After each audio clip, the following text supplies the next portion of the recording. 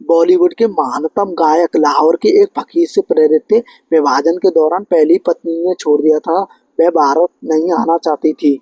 नमस्कार साथियों, मेरा नाम है लतीफ़। आज की इस वीडियो में मैं बात करूंगा साथियों मोहम्मद रफ़ी के बारे में। साथियों मेरे साथ बने रहें एंड तक इस वीडियो में। साथियों वीडियो को बिल्कुल भी स्किप ना करें। साथियों ज़्यादा देर ना करते हुए साथियों वीडियो को शुरू करते हैं। हिंदी सिनेमा के अब तक के सबसे महान गायक कहे जाने वाले मोहम्मद रफ़ी अमृतसर के पास एक गांव से थे और उन्हें बम्बई आने से पहले लाहौर में नाई का काम करते थे। शुरुआत में उन्हें प्रति गीत 75 रुपये मिलते थे, लेकिन बाद में उन्हें पद्मश्री से सम्मानित किया गया। साथ ही 1924 में अमृतसर के पास एक गांव में जन्मे मोहम्मद रफ़ी को सबसे पहले एक घुमक्कड़ फकीर ने गाने की प्रेरणा दी थी। कुछ साल बाद एक उस्ताद से प्रशिक्षण लेने से पहले वह पूरे गांव में उस फकीर के पीछे पीछे घूमते रहते थे। वह एक रूढ़िवादी परिवार से थे और उनके पिता जीविका के लिए गायन के विचार से सख्त खिलाफ थे। साथियों विडंबना यह है कि कई साल बाद जब उन्होंने इस क्षेत्र में सफलता और प्रसिद्ध हासिल कर ली तो मोहम्मद रफ़ी खुद भी सोचने लगे कि क्या उन्होंने कोई पाप किया है।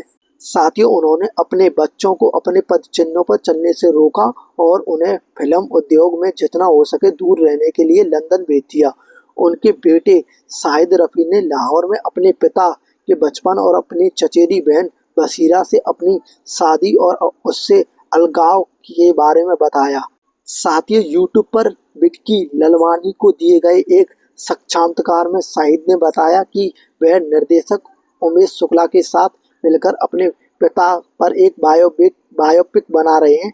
उन्होंने बताया कि यह फिल्म उनके जीवन के आरंभ से अंत के सफर को दर्शाएगी। साथियों मैं दिखाना चाहता हूं कि कैसे उन्होंने 8-9 साल की उम्र में गाना शुरू किया, कैसे उन्होंने लाहौर में उनके मोहल्ले में घूमने वाले एक फकीर से प्रेरणा मिली जो एक साधारण सा बांध यंत्र बजाते थे। मेरे पिता चुपचाप उनके पीछे पीछे घूमते रहते थे, साथियों उनकी आवाज सुनते थे। एक दिन फकीर ने उनसे पूछा कि वह उनके पीछे पीछे क्यों घूम रहे हैं और कुछ नहीं बोले रहे हैं। मेरे पिता ने उन्हें बताया कि उन्हें उनकी आवाज से प्यार हो गया है साथियों, और उन्होंने वह गाना याद कर लिया जो फकीर गाते थे। फकीर ने उन्हें गाने के लिए कहा और उनकी प्रतिभा से प्रभावित हुए। साथियों उन्होंने मेरे पिता को आशीर्वाद दिया, कहा कि वह बहुत आगे जाएंगे। 1977 में BBC हिंदी को दिए गए एक साक्षात्कार में रफ़ी ने खुद अपनी प्रतिभा की शुरुआत को याद किया। उन्होंने कहा, मैं अमृतसर के एक छोटे से गांव में रहता था और एक फकीर को अक्सर वहां आया करता था। वह पैसे के लिए गाता था। मुझे उसकी आवाज़ बहुत पसंद थी और मैं उसके पीछे पीछे दूर तक जाता था। उस फकीर को सुनकर मुझे गाने का शौक पैदा हुआ। साथियों शाहिद ने कहा, लेकिन मेरे दादाजी उनके गाने के सख्त खिलाफ थे। वह कहते थे महाराशियों का काम नहीं है हमारा, यह गलत काम है, यह सब हम नहीं करते। हालांकि हमारी दादी उन्हें बहुत ही प्रोत्साहित करती थी। वह कहती थी तू फिक्र मत कर, मैं संभाल लूंगी, लेकिन मेरे दादाजी इसके खिलाफ थे। एक पंजाबी फिल्म में मेरे पिता की आवाज़ सुनने के बाद उनका गुस्सा ठंडा पड़ गया और फिर उन्होंने खुद कहा संगीत की जीत हुई है। साथियों मोहम्मद रफ़ी का परिवार बचपन में ही लाहौर आ गया था। उनके पिता ने शहर में एक नाई की दुकान खोली थी जहां रफ़ी किशोर अवस्था में दाढ़ी और बाल काटते थे।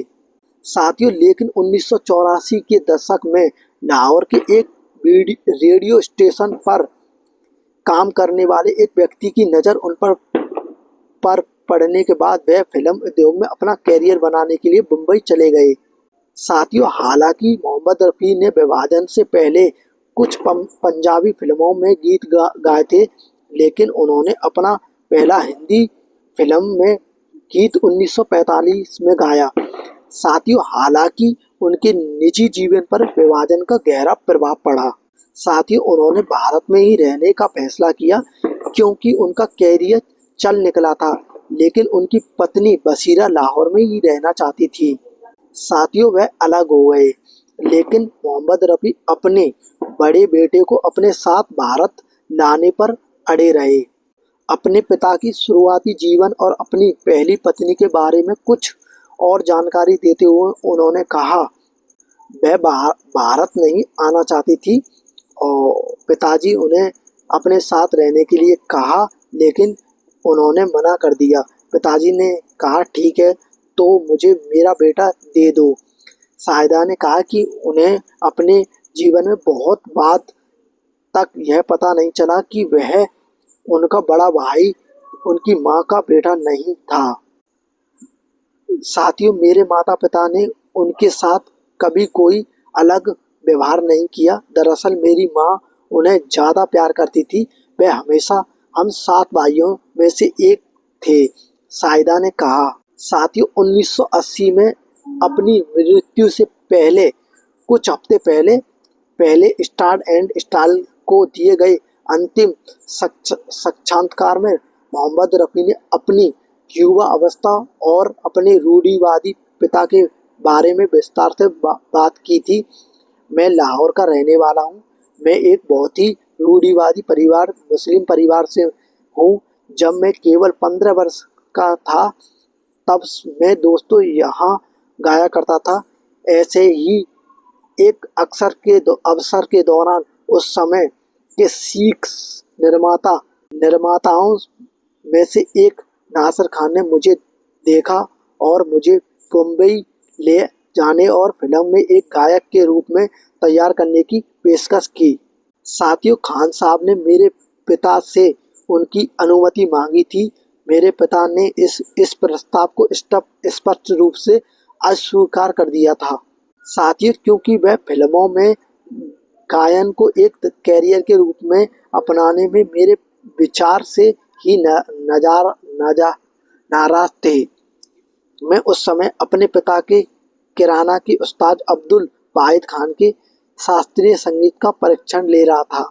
जब नासिर खान ने प्रस्ताव पर जोर दिया तो मेरे बड़े भाई ने मेरे अब्बाजान को मुझे बम्बई जाने की लिए अनुमति के लिए मना लिया। साथियों, पुराने सुनहरे दिनों को याद करते हुए मोहम्मद रफ़ी ने आगे कहा, उन दिनों जब संसाधनों का बोलबाला था और फिल्म उद्योग में फीलिंग्स का चयन अभी तक नहीं था। फिल्म निर्माण सिर्फ एक व्यवसाय नहीं था। यकीन मानिए या ना मानिए, उन दिनों मुझे एक गाने के लिए सिर्फ 75 रुपये मिलते थे। साथियों, जब मैं इस लाइन में आया तो बेशक सहगल साहब केवल एक सहगल GM दुरानी खान मस्तान जैसे लोकप्रिय गायक थे। उनकी खूबी यह थी जनाब कि मुझे एक प्रतियोगी के रूप में देखने के बजाय उन्होंने मुझे एक सर्वश्रेष्ठ देने के लिए प्रोत्साहित किया। वास्तव में मुझे याद है कि पहली बार सहगल साहब से लाहौर में मिला था, जहां वह मंच पर एक संगीत कार्यक्रम के देने आए थे। आखिरी मिनट में माइक खराब हो गया था। जब इसे ठीक किया जा रहा था तो मुझे कुछ गाने गाकर दर्शकों को बांधे रखने के लिए कहा गया था। मैं तब केवल 15 वर्ष का था। मैं अभी तक नासिर खान का या श्याम सुंदर से नहीं मिला था। सहगल साहब ने उस दिन मुझे आशीर्वाद दिया और भविष्यवाणी की कि एक दिन ऐसा आएगा जब मैं एक मांगा जाने वाला गायक बन जाऊंगा। मोहम्मद रफ़ी ने कहा, गायक का 1980 में 1955 वर्ष की आयु में निधन हो गया। साथियों, आपको मोहम्मद रफ़ी की ये जानकारी अगर आपको अच्छी लगी हो तो वीडियो को लाइक करें, चैनल को सब्सक्राइब करें और अपने दोस्तों के साथ शेयर करें। साथियों, ऐसी इंटरेस्टिंग भरी हम वीडियो आपके लिए लेकर आते रहेंगे। धन्यवाद साथियों।